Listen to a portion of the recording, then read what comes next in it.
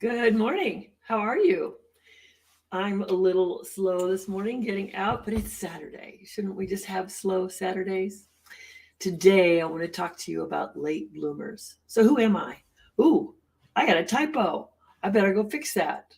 But anyway, it's just successwithmarla.com. There's no D on the end of that. Don't you just love it when you make mistakes like that? So, I'm going to edit that while we're talking. And so, what I want to talk to you about today is late blooming. Are you a late bloomer? So, what do I mean by late bloomer? Well, we all think of late bloomers as kids that don't mature really quickly or they have some delayed development. Good morning. But what a late bloomer to me is all those people who are out there now in their 50s and their 60s and their 70s and they're trying to build a business, but they're making it hard. Because what I'm noticing is everybody says, okay, I'm now retired, or I'm going to build a side business so that it can be my future income so that I have more money to play with. All of those are good reasons. But they join into something like an MLM that's not training employees to contribute. They're actually asking you to bring your employee mindset over into their business and then just follow their instructions as to what's expected. So you don't really get out of a box. You walk from an employment where you know where your guidelines are, you know your boundaries, and that's good. I mean, I understand the value of those. I've played within those boundaries. But I had to always remember that before I got into those boundaries of working in the corporate world, I'd also had my own business. So if I didn't like something that was going on in that business, or I thought they could be a little more creative with how they were handling and resolving things, I had to bite my tongue or sit there and wait until they were really ready to ask or want to know, was there any other thoughts or opinions? And most often that didn't happen. So that was fine. It was hard for me being who I am, but it's okay. That's the game.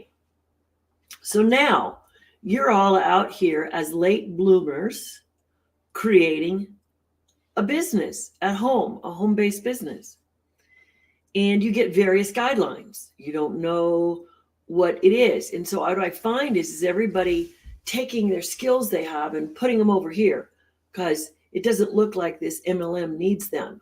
Or it looks like they're supposed to just use this script and go talk to people, and this script is going to create magic. Well, you all know you never had a script in your job. You all know you didn't have a script when you met your husband and you got married, or your wife and you got married, or your partner and you got married. Whatever it is, you didn't have a script. You had to make it up. So when you're out here in the home-based business, you're doing a lot of making it up. But what you're losing sight of, what I see everybody losing sight of, is they're forgetting to go and take a list of their assets, see what it is that they have going on, and really get themselves in tune with, how do I work? How do I play? How do I adore people? How do I work with people? How do I create results? Now that you've gone back and done that, you have to go back to this MLM or this network marketing company and say, so how do I fit with what they're telling me to do? Well, I know a script is BS because I've never had a script in my life. I can talk to anybody in a line. I can talk to anybody in a store. And so, do you need a script? Napoleon Hill wrote a book in the 1930s called Sell You.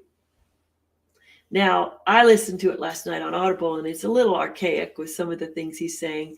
There's words that he uses that today we would take offense at, but you got to think between the lines. Like when he says you need to be aggressive, he means you don't need to push on the person. He means that you need to assert yourself into the situation, and you need to take charge of your life. And he was actually talking about persistence.